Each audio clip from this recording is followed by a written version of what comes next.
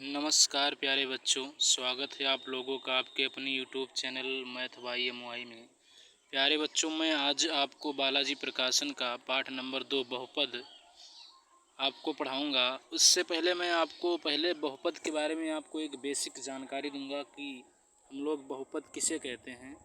तो बहुपद को समझने के लिए बहुत सारे टर्मिनोलॉजी हैं जो आपको समझनी पड़ेंगी। ऐसे ही नहीं कि बहुपद को ऐसे ही हम डायरेक्ट समझ सकते हैं। बहुपद को समझने के लिए कुछ छोटी छोटी बातें हमको जाननी पड़ेगी। तो चलिए पहली बातें हम आपको बताते हैं कि चर क्या होता है। देखिए, चर हम लोग किसे कहते हैं कि हम लोग चर को अंग्रेजी में वेरिएबल कहते हैं। वेरिएबल का मतलब होता है चर, ठीक। और ये जो चर होता है, चर में आप देख रहे होंगे कि ये जो वेरी है और ये जो एबल है, चर जो है दो शब्दों से मिलकर बना है, वेरिएबल। इसमें वेरी का मतलब होता है बदलना और एबल का मतलब होता है योग्य। या आप कह सकते हैं कि जो चीज़ बदलने के योग्य हो उसको हम चर कहते हैं, अगर आम भाषा में इसको कहा जाए। या ऐसा भी बोल सकते हैं कि वह राशि जो परिस्थिति के अनुसार अपने आप को बदल सकती है उसको हम चर कहते हैं। अगर इसका एक बढ़िया सा डिफिनीशन लिया जाए प्यारे बच्चों, तो आप इसको कह सकते हैं, देखिए, कि जो चर हमारा होता है संख्याओं को लिखने का एक तरीका होता है। संख्याओं को एक प्रतीक है जिसका मान कोई भी वास्तविक संख्या हो सकता है। मतलब प्यारे बच्चों की जो चर होता है हमारा, चर बेसिकली बनाया ही गया है कि किसी अज्ञात संख्या को ये बताता है। इस जो चर होता है उसको हम जो है अंग्रेजी के स्मॉल लेटर से भी लिख सकते हैं और कैपिटल लेटर से भी डिनोट कर सकते हैं।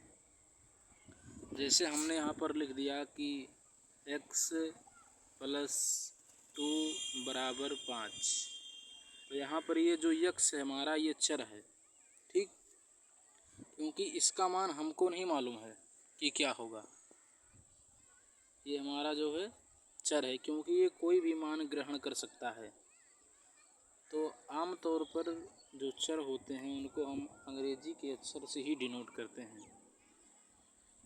जैसे अगर और एग्जाम्पल समझा जाए प्यारे बच्चों, तो आप देख सकते हैं, जैसे हमने लिख दिया x प्लस वाई बराबर 5। तो यहाँ पर ये x और y जो है चर है, ये कोई भी मान ले सकता है, ये अज्ञात है, हमको मालूम नहीं है। लेकिन जो चर होता है ये किसी संख्या को व्यक्त करने के लिए ही इस्तेमाल किया जाता है, ठीक। जैसे अगर मान लीजिए यहाँ पर हम x की वैल्यू 3 रख दें और y की वैल्यू 2 रख दें, तो 3 और 2 5 हो जाएगा। तो यहाँ पर x बराबर 3 और y बराबर 2, ठीक। तो ये जो आप देख रहे हैं 3 और 2, ये एक संख्या है। और आप ये भी कह सकते हैं कि ये जो चर हमारा होता है, वास्तव में सही बात बताई जाए तो आप ये कह सकते हैं कि जो चर होता है ये किसी अज्ञात संख्या को ही रिप्रेजेंट करने का काम करता है, ठीक। प्यारे बच्चों, अगर मैं आपको जो है चर का और एग्जाम्पल देना चाहूँ तो आप सबसे बढ़िया एग्जाम्पल इसको देख सकते हैं कि जो है चर का सबसे बढ़िया एग्जाम्पल, जैसे मान लीजिए कि हमारे पास कोई दो सर्कल है, और भी ले लेते हैं हम। देखिए बच्चों, ये हमारे पास कोई सर्कल है। अब आप जानते हैं कि जो सर्कल का जो डायमीटर होता है वो होता है d बराबर 2r। मतलब जो वृत्त का व्यास होता है उसका फार्मूला होता है d बराबर 2r। व्यास किसे कहते हैं बच्चों? तो वृत्त के किन्हीं दो बिंदुओं को जोड़ने वाली जो रेखा होती है, जो वृत्त के केंद्र से होकर गुजरती है। मान लीजिए कि यहाँ पर वृत्त का केंद्र है, तो अगर मान लीजिए कि हम वृत्त के दो बिंदुओं को मिलाते हैं तो ये व्यास है, ये व्यास है, ये व्यास है। मतलब कि वृत्त के किन्हीं दो बिंदुओं को मिलाने वाली वो रेखा जो वृत्त के केंद्र से होकर गुजरती है उसे हम वृत्त का व्यास बोलते हैं। प्यारे बच्चों, आप देख रहे होंगे यहाँ पर ये जो सर्कल है ये हमारा इस सर्कल से बड़ा है, इससे ये बड़ा है। तो आपको यहाँ पर एक बात देखने को मिल रही होगी कि जो बड़ा सर्कल है उसका डायामीटर बड़ा है, फिर इसका डायामीटर उससे इस वाले से बड़ा है, सबसे छोटा डायामीटर इसका है। तो बच्चों आप देख रहे होंगे, और रेडियस को भी देख सकते हैं कि इसका रेडियस इतना है, इसका और छोटा हो जाएगा, इसका और छोटा हो जाएगा। रेडियस का मतलब होता है डायमीटर का आधा जो होता है उसको हम रेडियस बोलते हैं। तो बच्चों देख सकते हैं कि अगर वृत्त का जो आकार है अगर वो बढ़ता जाता है तो वृत्त का जो व्यास है और जो त्रिज्या है वो भी बढ़ता है।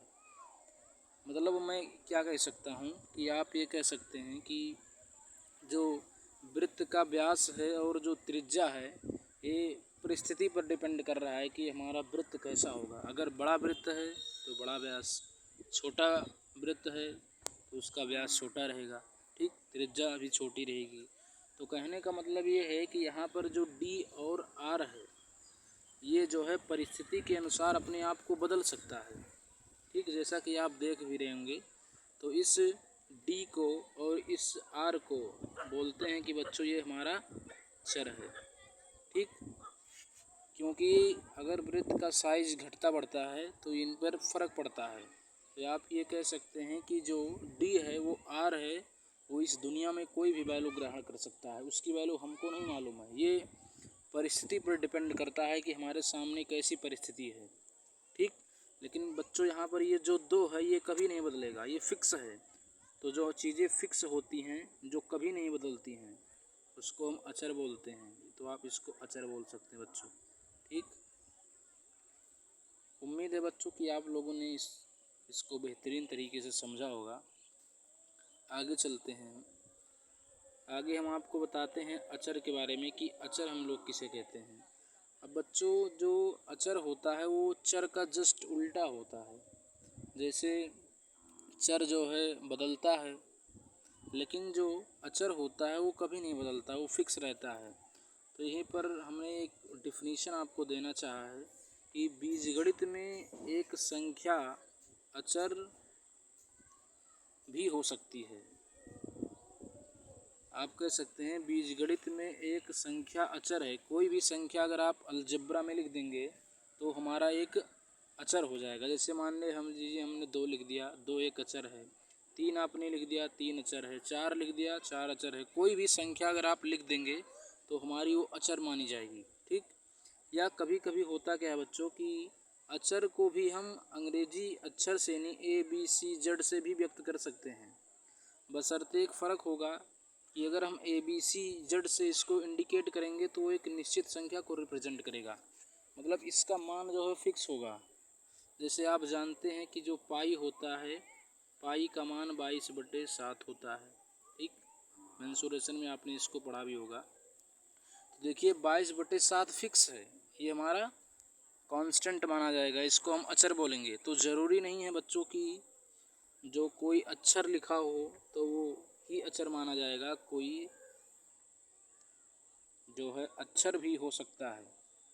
जैसे पाई हमारा है, इसको हम बोल सकते हैं कि हमारा ये अचर है, ठीक।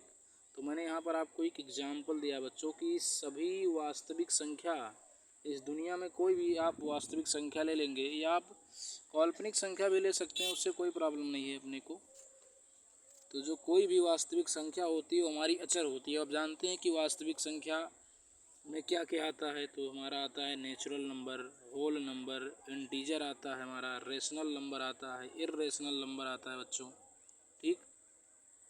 ये पाई आप जानते हैं कि पाई एक अपरिमेय संख्या है। यहाँ पर ई भी एक अपरिमेय संख्या है। कोई दशमलव वाली संख्या ले लेंगे, यहाँ तक कि आप अगर जो है 2023 भी लिख देंगे या 2024 लिख दें, 2023, 2024 ये भी एक संख्या ही है, ठीक। तो ये भी एक अचर है बच्चों। तो मैं आपको बस यही बताना चाहता हूँ कि कोई भी संख्या जो है अचर हो सकती है, ठीक। यहाँ तक कि कोई भी अक्षर भी अचर हो सकता है, बशर्ते अगर अक्षर होगा तो उसकी वैल्यू फिक्स की जाएगी। जैसे यहाँ पर पाई को देख रहे होंगे आप, एक मिनट बच्चों देखिए, यहाँ पर आप पाई को देख रहे होंगे तो पाई भी एक अचर है, क्योंकि पाई का मान होता है 22/7, तो ये हमारा फिक्स है, ये बदलेगा नहीं। और जो ई है, ई का मान, ई को हम बोलते हैं यूलर संख्या, इसका मान होता है 2.71 समथिंग करके ऐसे कुछ होता है। और ये आप देख रहे हैं, इसको हम बोलते हैं साई। ठीक, साई को हम बोलते हैं जो बच्चों यहाँ पर इसको हम बोलते हैं, आप बोल सकते हैं इसको, इसे हम बोलते हैं साई ये है, लेकिन इसको हम बोलते हैं सुनहरा अनुपात इसको बोलते हैं। ये भी एक अपरिमेय संख्या ही है। ठीक, इसका मान भी होता है, ये भी हमारी एक अपरिमेय संख्या मानी जाएगी। ठीक, और ये हमारी संख्या है तो इसको हम भी बोल सकते हैं कि हमारा ये अचर में आएगा। और ये आप जो देख रहे हैं आई स्क्वायर, आई को हम बोलते हैं बच्चों आयोटा। ठीक, आयोटा ये एक काल्पनिक संख्या को बताता है। आई का मतलब आयोटा होता है, और आयोटा की वैल्यू जो है, आयोटा स्क्वायर की वैल्यू -1 होती है। ये चीज़ें फिक्स होंगी, ये कभी बदलेंगी नहीं। कि अगर आप कोई प्रॉब्लम सॉल्व करेंगे तो अगर उसमें आयोटा का जिक्र किया जाएगा तो उसमें आयोटा की वैल्यू आपको -1 लेनी पड़ेगी, आयोटा स्क्वायर की वैल्यू -1। या जैसे अगर आप कोई प्रॉब्लम सॉल्व कर रहे हैं मेंसुरेशन का, तो उसमें पाई का अगर जिक्र हो रहा है तो पाई की वैल्यू 22/7 लेनी पड़ेगी। ये चीज़ें फिक्स रखी हुई हैं, ये कभी नहीं बदल सकती हैं। सिचुएशन चाहे जो हो अपने सामने, ये कभी बदलेंगी नहीं। ठीक, तो जो चीज़ें नहीं बदलती हैं उसको हम अचर बोलते हैं। कोई भी वास्तविक संख्या हमारी अचर है, और ज़रूरी नहीं है प्यारे बच्चों कि जो संख्या वास्तविक संख्या ही हमारी अचर हो, काल्पनिक संख्या भी हो सकती है। यहाँ तक कि कोई भी अक्षर भी वास्तविक, कोई भी अक्षर जो है एक अचर हो सकता है, बशर्ते अगर वो अक्षर रहेगा तो उसकी जो वैल्यू होगी वो फिक्स रखी जाएगी। जैसे अब बच्चों देख सकते हैं कि जो वृत्त की परिधि होती है उसका फार्मूला होता है c = 2πr। तो यहाँ पर जो c है, यहाँ पर जो r है, ये हमारा चर है, लेकिन जो ये हमारा 2π है बच्चों, ये हमारा अचर है। ठीक, क्योंकि 2 भी अचर है और पाई भी अचर है, तो अचर और अचर का जब हम गुणा करेंगे तो जो हमको रिजल्ट मिलेगा, जो उत्तर मिलेगा, वो भी एक अचर ही मिलेगा। जैसे मान लीजिए कि 2 अचर है, 3 अचर है, तो अगर हम इसका गुणा करें तो 2 3 6, 6 भी एक हमारी क्या हो जाएगी बच्चों, अचर हो जाएगी। जैसे अगर मान लीजिए कि 2 अचर है, 3 अचर है, तो इसको हम गुणा करेंगे 2 3 6, तो ये 6 भी हमारा एक अचर संख्या ही है। ठीक, चलिए बच्चों आगे चलते हैं हम लोग। मैंने बच्चों यहाँ पर अंग्रेजी में आपको लिखा है समझाने के लिए थोड़ा, कि नोट में यह बात आपको बताई है कि ये constant can also be represented by a letter such as A B dot dot provides that letter has fixed value. मतलब ये कहना चाहता है बच्चों कि ये जो कांस्टेंट होता है इसको एक लेटर से भी डिनोट किया जा सकता है, बशर्ते, प्रोवाइड्स का मतलब बशर्ते कि जो लेटर होगा उसकी वैल्यू फिक्स रखी जाएगी। तो मैंने आपको वही बताया है कि ज़रूरी नहीं है बच्चों कि कांस्टेंट जो हमारा हो उसको संख्या से ही व्यक्त किया जाए। आप ये भी समझ सकते हैं कि जो कांस्टेंट होगा वो किसी अक्षर से भी रिप्रेजेंट किया जा सकता है, बशर्ते वो उस अक्षर की जो वैल्यू होगी वो फिक्स रखी जाएगी। ठीक, चलिए बच्चों आगे देखते हैं हम। उम्मीद है बच्चों कि आप समझ पा रहे होंगे कि कांस्टेंट क्या है और हमारा वेरिएबल क्या है। चर का मतलब होता है कि जो चीज़ें परिस्थिति के अनुसार अपने आप को बदल सकती हैं वो हमारी चर हैं, और जो चीज़ें परिस्थिति के अनुसार नहीं बदलती हैं उसको हम अचर बोलते हैं। ठीक बच्चों, यहाँ पर मैंने आपको बताया कि सी और आर जो है अचर है, क्योंकि ये परिस्थिति के अनुसार अगर आप वृत्त को छोटा बड़ा करेंगे तो जो रेडियस होगा और जो सरकमफ्रेंस होगा वृत्त का वो घटेगा और बढ़ेगा। ठीक, लेकिन ये जो 2π है ना, ये कभी ना घटेगा ना बढ़ेगा, ये हमारी फिक्स रहेगी। तो जो फिक्स है उसको हम अचर बोलते हैं बच्चों। ठीक, आगे चलते हैं बच्चों, हम देखते हैं तीसरा टर्म हम समझेंगे। तीसरी बात मैं आपको बताने जा रहा हूँ। देखिए, तीसरी बात हमारी ये है कि हम समझेंगे कि जो बीजगणितीय पद होता है, बीजगणितीय पद आप बोल सकते हैं बच्चों, या आप सिंपल में इसको पद भी बोल सकते हैं। अलजेब्राइक टर्म इसको अंग्रेजी में बोलते हैं हम लोग। तो बच्चों, जब हम चरों और संख्याओं कहें, या आप इसको अचर भी बोल सकते हैं, क्योंकि संख्या अचर ही भी है। तो चरों और अचरों का जो गुणनफल होता है बच्चों, उसी को हम बीजगणितीय पद या आप पद बोल सकते हैं।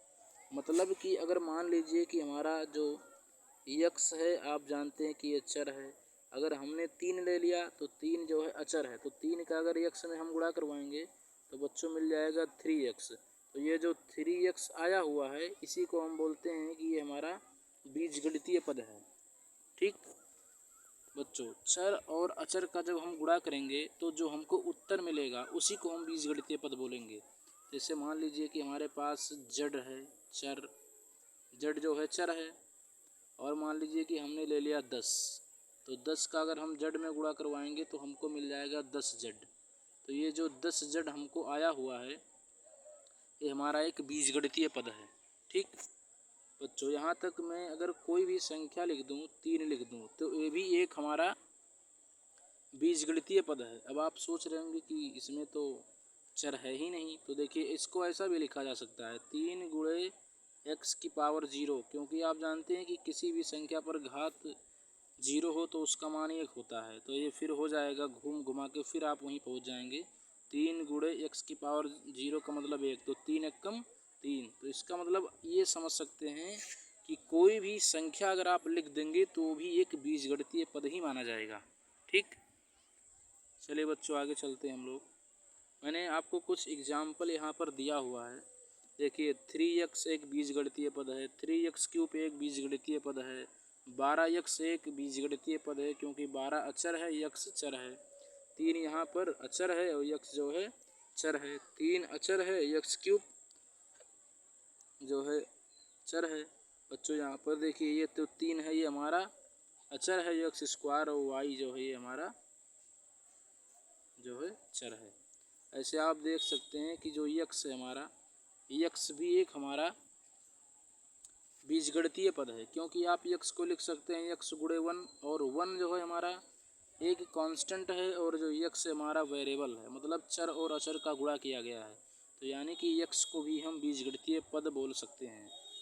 और जैसे हमने कोई संख्या लिख दिया 5, तो उसमें मैंने आपको समझाया कि कोई भी संख्या जो है वो बीजगणितीय पद हो सकती है, क्योंकि आप देख सकते हैं कि 5 को हम ऐसा भी लिख सकते हैं, चर और अचरों के गुणनफल के रूप में इसको रिप्रेजेंट किया जा सकता है।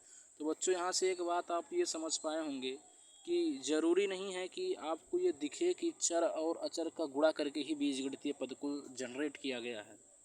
आप ये समझ सकते हैं कि कोई सिंगल नंबर अगर आप लिख देंगे तो भी एक बीजगणितीय पद है। जैसे हमने √3 लिख दिया, ये भी एक बीजगणितीय पद ही है।